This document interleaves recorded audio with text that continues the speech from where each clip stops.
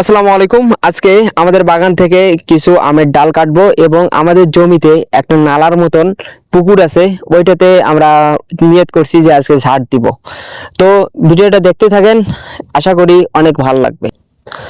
প্রথমে আমি বাগানে সুন্দরভাবে ঘুরতেছি এবং দেখতেছি যে কোন ডালগুলা দেওয়া যাবে। তো খুঁজতে খুঁজতে আমি অনেক ডালে পেয়ে গেছি, ওই সব ডাল আমি এক এক করে আর কি সুন্দরভাবে কাটতেছি।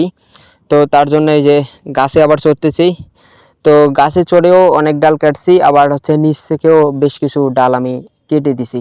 তো এইগুলা শুধু যে আমি ওইখানে ঝাড় দিব এমনটা না, পাশাপাশি হচ্ছে বাগানে কিছু ডাল কেটে দিলে ফলন ভালো আসে আমের। তো যার কারণে আর কি এই ডালগুলা সুন্দরভাবে কেটে দেওয়া। তো বলতে বলতে অনেক ডালাই আমি কিন্তু কেটে ফেলছি। তো এইগুলা সবগুলাই যে আমি পুকুরে নিয়ে যাব এমনটা না, কিছু ডাল আমি খড়ি হিসেবে রাখি দিব আর কিছু ডাল আমি নিয়ে যাব।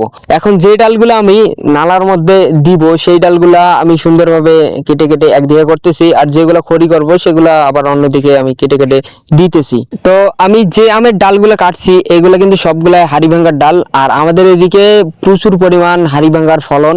রংপুরের বিখ্যাত হাড়িভাঙ্গা আম, যেটা বাংলাদেশের মানে প্রত্যেকটা আনাচে কানাচে পাওয়া যায়, এমনকি বাইরের দেশেও রপ্তানি হয়।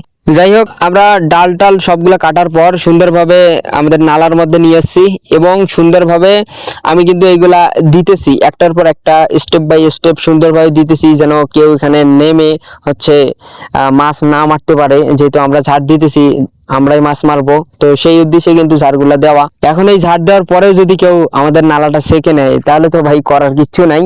তো যাই হোক, তারপরে আমরা সব সময় আর কি নজরে রাখবো যেন আমাদের নালাটা কেউ সেকতে না পারে। ঝাড়গুলা নালাতে ফেলার পর আমি কিন্তু নেমে ভালোভাবে মানে পা দিয়ে শক্ত করে কাদার মধ্যে গেঁথে দিতেছি, যেন কেউ সহজে এটা উঠাইতে না পারে এবং এগুলা উঠে মাছ না মারতে পারে। আমরা যখন ঝাড়গুলা দিতেছি তখন এত পরিমাণ মাছ পায়ের মধ্যে লাগতেছে, তো আমরা চাইলেই কিন্তু সেকতে পারতাম, কিন্তু আমরা সেকি নেই। এই কারণে আবহাওয়া খারাপ, তো বৃষ্টি যেতে হবে, যার কারণে আমরা আর কি সেকি নেই। তো নালার মধ্যে ঝাড়টা দেওয়ার পর আমাদের জমিতে দেখতেছি কে জানি গরু নামাইছিল, যার কারণে অনেকটা জায়গায় আর কি খারাপ করে দিছে। তো এইগুলা আর কি ঠিকঠাক করে দিতেছি, এর ভিতরে পানিও দিয়ে দিছি, দিয়ে একটু ঠিক করতেছি।